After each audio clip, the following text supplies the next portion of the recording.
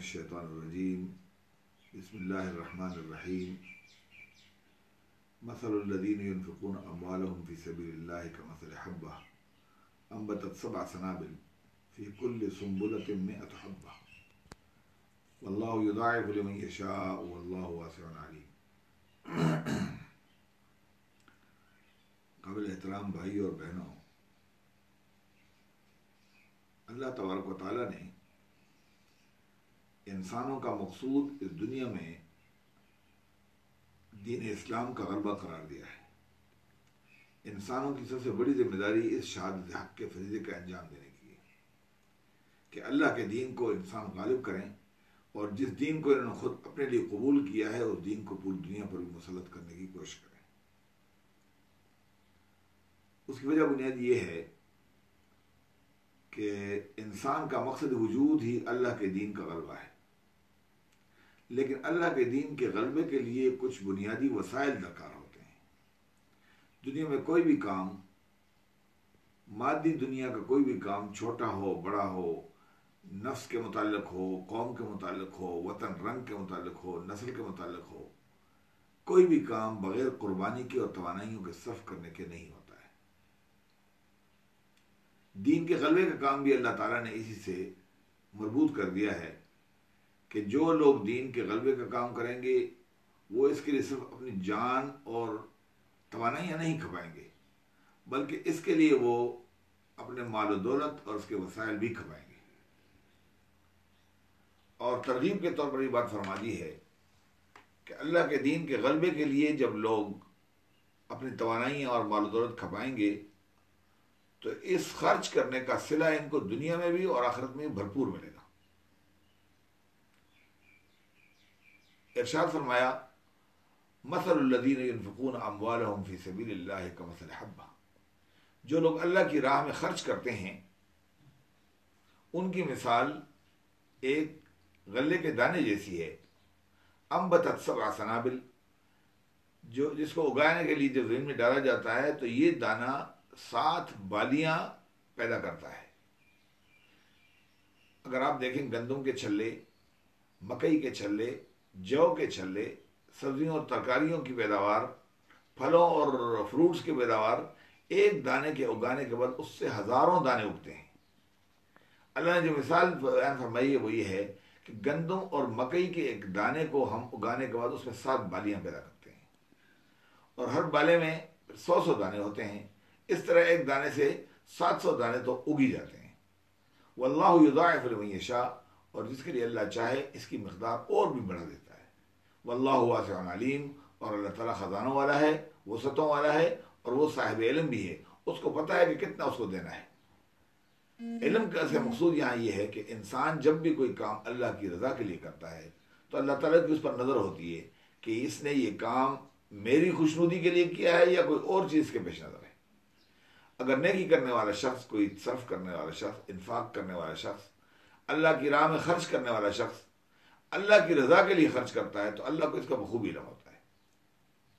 اب اللہ تعالیٰ اس بات کا اظہار فرما رہا ہے کہ میں جاننے والا ہوں، مجھے پتہ ہے کہ اس نے کس نیت سے یہ کام کیا ہے، کس ارادے سے یہ کام کیا ہے۔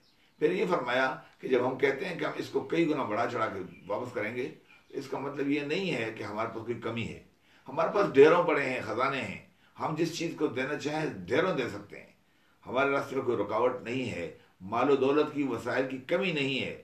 ہم آپ کے 1 روپے کو 700 روپے بنا دیتے ہیں، اور 700 کو چاہیں تو اس سے بھی زیادہ بڑھا دیں۔ گویا کہ اللہ کی راہ میں جو چیز خرچ کی جاتی ہے، مال و دولت ہو یا توانائیاں ہوں، اس میں اللہ تعالیٰ اس طرح برکت دیتا ہے، نمو پیدا کرتا ہے کہ اس کو چند در چند بڑھا چڑھا کے قبول کرتا ہے۔ یہ اس کی شان ہے، شان کریمی ہے کہ وہ انسان کی محنت کو، تھوڑی محنت کو زیادہ کر کے قبول کرتا ہے۔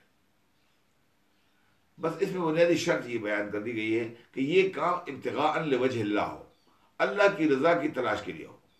اس میں مقصود کسی انسان کی رضامندی نہ ہو، اس میں دنیا کا کوئی فائدہ تلاش کرنا مقصود نہ ہو۔ اصل چیز یہ ہے کہ آپ اللہ کی رضا کے لیے کام کریں، اور ریاکاری اس میں قریب بھی نہ پھٹکے۔ آپ اگر اللہ کے سوا کسی اور کو اس کام میں شریک کرتے ہیں، کسی اور کی رضا کے لیے کام کرتے ہیں، کسی اور کے دلجوئی کے لیے کام کرتے ہیں، تو اللہ تعالیٰ فرماتا ہے کہ انا اغنی الشرکاء من الشرک، میں شرکاء میں، شریکوں میں سب سے زیادہ بے پرواہ ہوں شرک سے. مجھے شرک کی کوئی ضرورت نہیں ہے، کسی شریک کی مجھے ضرورت نہیں، ساجی کی ضرورت نہیں ہے. اگر میرے ساتھ تم نے کسی اور کو شریک کر دیا تو میں تمہاری یہ چیز قبول ہی نہیں کروں گا. یہاں پر یہ چیز ذہن میں رکھیے کہ ایک ادب ہمیں اور سکھایا گیا ہے کہ جب کوئی آدمی خرچ کرتا ہے اللہ کے دین کے غلبے کے لیے، اللہ کے بندوں پر، اللہ کے مخلوقات پر، لوگوں کی ضروریات پوری کرتا ہے، تو وہ فرماتا ہے کہ میں اس کا اجر بہت زیادہ دیتا ہوں. لیکن اس کے لیے ایک دوسری شرط یہ ہے کہ ثم لا يتبعون ما انفقوا منا ولا اذى، کہ جب کوئی آدمی کوئی چیز خرچ کرتا ہے تو خرچ کرنے کے بعد ایسا نہ ہو کہ احسان جتلانا شروع کر دے. ارے میاں میں نے تمہیں 10 روپئے دیے نہیں تھے، ارے میاں میں نے تمہارا یہ کام کیا نہیں تھا، یا اس کو کوئی تکلیف دینا شروع کر دے. احسان جتلانے اور تکلیف دینے کا عمل جو ہے یہ نیکی کو اکارت کر دیتا ہے، ضائع کر دیتا ہے.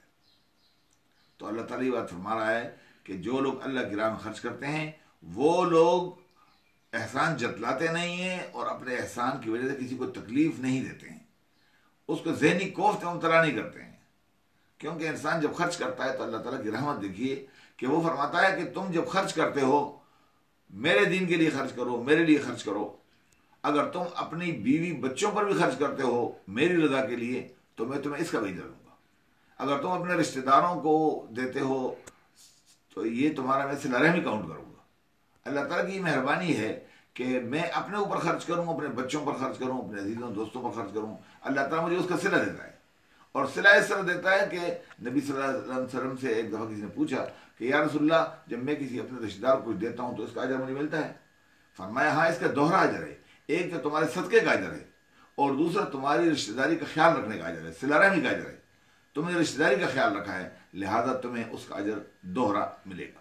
یہاں پر ایک ادب اور اس کی طرف اشارہ کرنا ضروری سمجھتا ہوں کہ قرآن پاک ہمیں یہ بھی سکھاتا ہے کہ جب اللہ کی رضا کے لیے تم کوئی چیز دو، کسی بھی جگہ دو، وَلَا تَيَمُّمُوا الْخَبِيثَ مِنْهُ، تو بری چیز اور بھدی چیز مت دیا کرو. اللہ کے نام پہ کمزور چیز مت دیا کرو. اللہ کے نام پہ جب دینی تو اچھی چیز دیا کرو، ستھری چیز دیا کرو. ایسا نہ ہو کہ اپنے گھر میں جو میلے کچیلے کپڑے ہوں، جو میلی کچیلی چیزیں ہوں وہ آپ اللہ کے نام پہ دے دیں اور جو صاف ستھری چیزیں ہیں وہ اپنے لیے رکھ لیں. اس لیے فرمایا کہ تم جب خرچ کرو تو اللہ کے نے تمہیں جو کچھ دیا ہے طیبات میں سے، پاکیزہ چیزیں جو اللہ نے دی ہیں ان میں سے خرچ کرو. اور اس میں تم اس خیال رکھو کہ وہ چیز جو تم خود نہیں لینا چاہو، پسند نہ کرو اپنے لیے، وہ دوسروں کو بھی مت دو. قرآن بتاتا ہے کہ تم کوئی بری چیز تمہیں دی جائے تو تم تو آنکھیں موند لیتے ہو. اگر تم اس سے چشم پوشی کرتے ہو تو دوسروں کو دیتے ہوئے بھی اس کا خیال رکھو کہ دوسروں کو دیتے ہوئے کوئی بری چیز نہ دی جائے بلکہ اعلیٰ سے اعلیٰ چیز دی جائے. کیونکہ تم جس کو تحفہ دے رہے ہو وہ تحفہ دیا جانے والا جو ہے وہ بڑا قیمتی ہے. اللہ کی ذات کے لیے، اس کی رضاجوئی کے لیے تم یہ کام کر رہے ہو، لہذا تمہاری طرف سے یہ جو صدقہ اور خیرات کا عمل ہے یہ انتہائی اعلیٰ پیمانے پہ ہونا چاہیے، ستھرے مقدار پہ ہونا چاہیے، اچھے انداز سے ہونا چاہیے. نہ صرف یہ کہ تم تکلیف نہ دو کسی کو، احسان نہ جتلاؤ کسی کے اوپر، بلکہ اپنے مال میں سے اچھی چیز ڈھونڈ کے اللہ کی رضا کے لیے دیا کرو. کیونکہ تم اللہ کو تحفہ بھیج رہے ہو اور اللہ تعالیٰ ان چیزوں سے بالاتر اور برتر ہے. ایک ادب یہاں پر اور بتایا گیا ہمیں کہ جو لوگ اللہ کی راہ میں خرچ کرتے ہیں ان کی کیفیت یہ ہوتی ہے کہ وہ اللہ کے بندوں کا بھرپور خیال رکھتے ہیں. کیونکہ جو کفر کرنے والے لوگ ہیں وہ ہمیشہ یہ کہا کرتے ہیں کہ اَنُطْعِمُ مَن لَّوْ يَشَاءُ اللَّهُ أَطْعَمَهُ، کیا ہم ان لوگوں کو کھلائیں جو اللہ جن کو چاہتا تو کھلا دیتا خود. بھائی یہ غریب ہے، فقیر، تو اللہ اس کو دے، مجھ سے کیوں لیا جا رہا ہے؟ یہ عام انسانی مزاج ہے کہ جب کسی چیز کے لیے اسے کہا جائے کہ یہ کام خرچ کرو تو وہ کہتے ہیں میاں اور تھوڑے لوگ ہیں، کہیں اور سے اللہ انتظام کر دے گا، مجھ سے مت مانگو. اللہ تعالیٰ یہاں یہ چیز سمجھا رہا ہے کہ یہ کافر لوگوں کا مزاج ہے کہ جب ان سے نیکی کرنے کے لیے کہا جاتا ہے تو وہ کہتے ہیں اَنُطْعِمُ مَن لَّوْ يَشَاءُ اللَّهُ أَطْعَمَهُ، کیا ہم ان لوگوں کو کھلائیں اگر اللہ چاہتا تو انہیں خود کھلا دیتا. اللہ ان کو نہیں کھلانا چاہتا ہے تو اس کا مطلب وہ اس کے مستحق ہی نہیں ہے کہ ان کو کھلایا جائے. حالانکہ اللہ تعالیٰ اپنے بندوں کی ضروریات کو پورا کرنے پر توجہ دیتا ہے اور انسانوں کو یہ حکم دیا جاتا ہے کہ جو تمہارے پاس ہے تم اللہ کی راہ میں اس کو خرچ کرو. یہاں پر ایک بات اور میں بڑی اہم عرض کرنا چاہوں گا، وہ یہ ہے کہ عام طور پہ لوگوں کا خیال یہ ہے کہ شاید پیسے دولت خرچ کرنا جو ہے یہی مقصود انفاق سے ہے. سورہ بقرہ میں آیت الکرسی سے قبل ایک آیت بیان کی گئی ہے جس میں اس چیز کو واضح کیا گیا ہے، یا ایھا الذین آمنوا انفقوا مما رزقناکم، من قبل ان یأتی یوم لا بیع فیہ ولا خلۃ ولا شفاعہ. اے ایمان لانے والو، خطاب اہل ایمان سے ہے، اے ایمان لانے والو، انفقوا مما رزقناکم، ہم نے تمہیں جو چیزیں دی ہیں ان میں سے خرچ کرو، قبل اس کے کہ وہ قیامت کا دن آ جائے جس میں نہ تمہاری کوئی دوستی کام کرے، نہ کوئی تجارت کام کرے، اور نہ کوئی سفارش تمہارے بھلے میں آئے.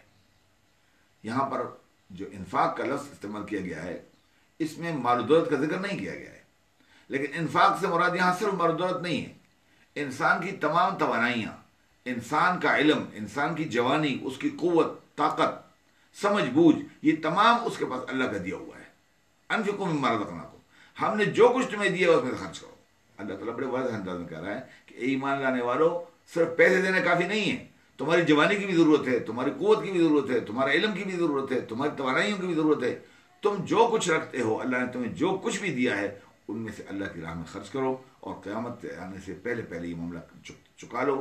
اس لیے کہ قیامت کے دن پھر نہ تمہاری دوستی کام آئے گی، نہ تمہارا کاروبار کام آئے گا، اور نہ تمہارے حق میں کوئی سفارش کام آئے گی. یہ تین باتیں اللہ تعالیٰ نے بڑی خصوصیت سے درشت فرمائی ہیں، اور آخر میں فرمایا کہ والکافرون هم الظالمون. اس بات کا انکار کرنے والے لوگ حقیقت میں ظالم یہی ہیں جو اس بات کا انکار کرتے ہیں کہ جو اللہ نے ہمیں دیا ہے بھائی ہم کیوں خرچ کریں.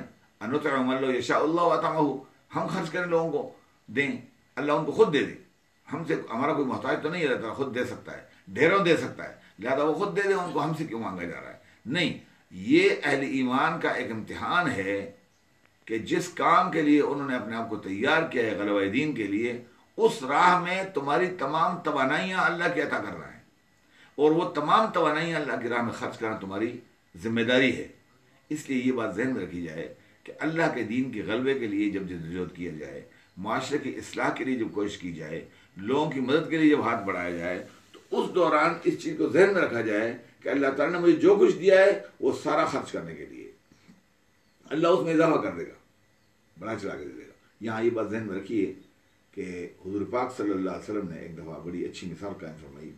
غزوہ تبوک کے موقع پر آپ نے چندے کی اپیل کی، اور بہت سارے لوگ ڈھیروں مال لے آئے، مسجد بڑے بڑے ڈھیر لگ گئے تھے. یعنی آپ اندازہ کیجئے کہ حضرت ابوبکر صدیق اپنے گھر کا سارا مال متا لے آئے، حضرت عمر فاروق اپنے گھر کا آدھا سامان لے آئے، بڑے ڈھیر لگے ہوئے ہیں. حضرت عثمان نے اس میں لاکھوں کروڑوں کا مال دیا. لیکن حضور پاک صلی اللہ علیہ وسلم وہاں کھڑے ہیں، اور ایک انسان آتا ہے، ایک دیہاتی آدمی آتا ہے، اس کے ہاتھ میں ایک پوٹلی ہے، اس پوٹلی میں 3-4 کلو کھجوریں ہیں. وہ کھجوریں وہ شخص حضور پاک کو دیتا ہے اور کہتا ہے کہ یا رسول اللہ، یہ کھجوریں میری قبول کر لیں، اس چندے میں میرے پاس اور کچھ نہیں ہے، یہ کھجوریں لے کر آیا ہوں، یہ آپ کو دیتا ہوں.